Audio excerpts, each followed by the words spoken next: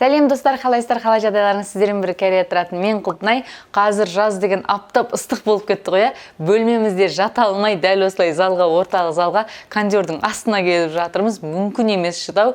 Дәл осындай аптаған ыстықта кәрістер бет күтімін қалай жасайды? Бет терісін тез қартаймайтын қандай амалдар бар?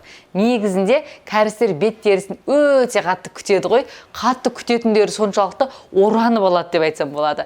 Бұлар ультракүлгінді сәуледен өте қатты қорқады. Тіпті қорқандары соншалықты қолдарына қол шатыр, көздеріне очки, маска, жең ұзын киімдер оранып көрін. Осыншалықты оранып алама дейтіндей қатты кожаларын сақтайды. Менің енемнің жасы 64-те ғой. Сол 64-те болса да үйіне келіп қалсаң бет терісінің күтімдерін жасап отырады. Менің бұрынғы бір енеммен шыққан видео влогтарымды қарасаңыздар, енең неге сонша бетін жауып алған, неге сонша оранып алған деп айтасыздар ғой. Ол кісі оранып алудың бірінші себебі күннің сәулесінен қорғанып жүр деп түсінсеңіздер болады. Яғни бет терісі қартайып кетпесе екен деп барынша жамылып оранып алады. Сеул ұлттық университетінің дерматология бөлімінің профессорының айтуы бойынша біз енді көп пациенттерді, басқаларды косметология бойынша басқалар жағынан аудармаға алып жүреміз ғой. Сол кезде сұрақтар болады, бет күтімді қалай күтінсем болады деген кезде бірінші айтатындары, жаздың аптаған ыстығындағы мына ультракүлгінді сәуле, ол сіздің беттеріңіздің температурасын көтеріп, тез қартайтып қана қоймай, және тез қартаюдың бірден бір себебі болады деп айтады. Яғни жаздың ыстығында біздің бетіміздің терісінен көптеген майлар бөлінеді екен, және тер шығады екен. Дәл осы кезде біздің беттерімізде угрилар пайда болады, пигментті қарадақтар пайда болады, және де ең бірінші қап-қара болып бетіміз күйіп, қызарып кетеді. Әжімдер түсіп, қартаюға басталады екен. Дәл осы әжімдер түсіп, қартаюдың, пигментті қарадақтардың алдын алу үшін бізге күнделікті өмірде 4 нәрсені жақсы жасасақ болғаны. Осы 4 нәрсемен сіздермен бөлісетін болсам, ең біріншісі ол әрине беті қолыңызды тазалап жуу. Мен өткен бір бейнежазбада сіздерге дұрыс беті қолды жуу деген бейнежазба салған болатынмын. Дәл сол бейнежазбадағы сияқты сіз бетіңізді жуған кезде 1 минут жақсылап көпіртіп массаждап тұрып 1 минут массаждау. Екінші 1 минут тазалап шаю. Егер де сіздің беттеріңіз өте сезімтал болатын болса, онда жұмсақ гель сияқты бет жуғыштармен бетіңіз тазалап жусаңыз болады. Ал сезімтал болмайтын болса, онда бетіңізді барынша скраб сияқты езіп тұрып жақсылап жуғаннан кейін, бетіңізді жуғаннан кейін қалады ғой, бетіңізді ұстаған кезде жылтырап дауыс шығатындай болып тұрса, онда сіз тазалап жудыңыз деген сөз екен. Екінші амалы ол әрине күннен қорғайтын крем. SPF кремдерді жақсылап дұрыс жағу.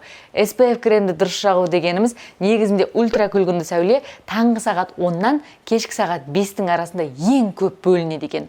Осы бөлінген уақытта ешқайда шықпай мен беттерім қартайып кетіп үйде отырсақ күшті ғой, бірақ біз олай үйде отыра алмаймыз ғой, сыртқа шығамыз, біреуіміз далада жұмыс істейміз, біреуіміз барып келеміз деген сияқты. Осындай кезде біз беттерімізді қалай қартаюдың алдын аламыз. Ол үшін әрине SPF кремді жақсылап толық көбірек жағу, үнемдейді екенбіз деп әзкантайдан жағатын болсақ, түк те пайдасы болмайды. SPF кремді кәдімгі 100 теңге бар ғой, осы 100 теңгенің көлеміндей көбірек жағыңыз, көбірек жағып шықсаңыз болады. Ал егер де сіз далада жұмыс жасайтын болсаңыз, немесе шомылуға баратын болсаңыз, 2-3 сағаттан кейін SPF-тарыңыз жоқ болып кетеді ғой, яғни өз әсерін бітіп қалады. Сол кезде сіз не істесеңіз болады? Ол кезде қайтадан үстінен SPF жағып қойсаңыз болады, әр 2-3 сағатта бір реттен. Бірақ біз SPF-тан кейін боянып алдық қой, BB крем жағып боянып алдық. Осы кезде үстінен тағы да SPF жағайын десек, бір түрлі сезінеміз ғана, бәрі қабаттасып кеткен сияқты.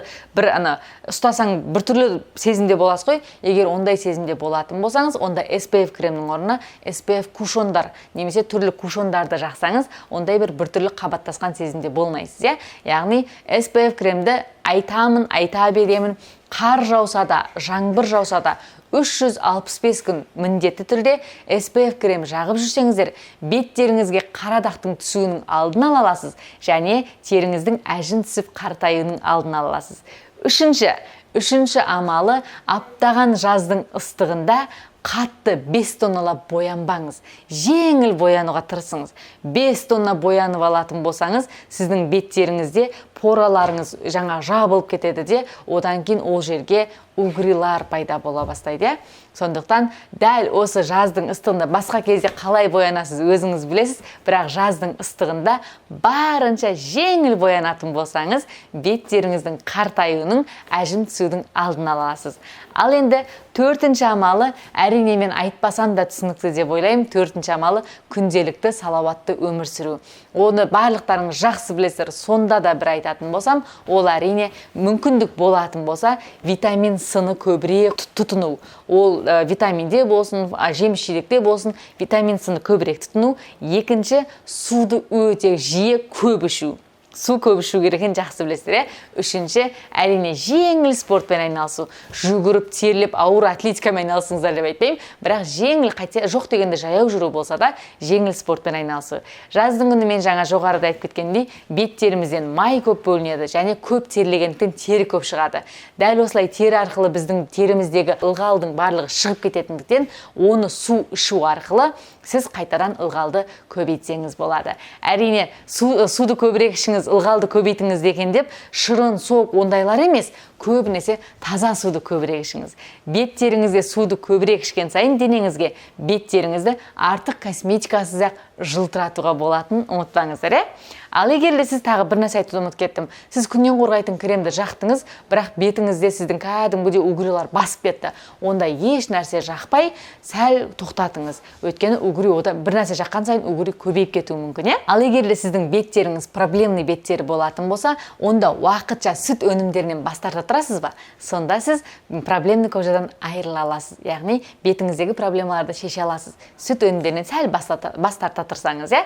Жаздың аптаған ыстығына қарамастан бетіміз жылтырап, әдемі болып жүрейік. Барлықтарыңыз жақсы көремін. Сау болыңыздар.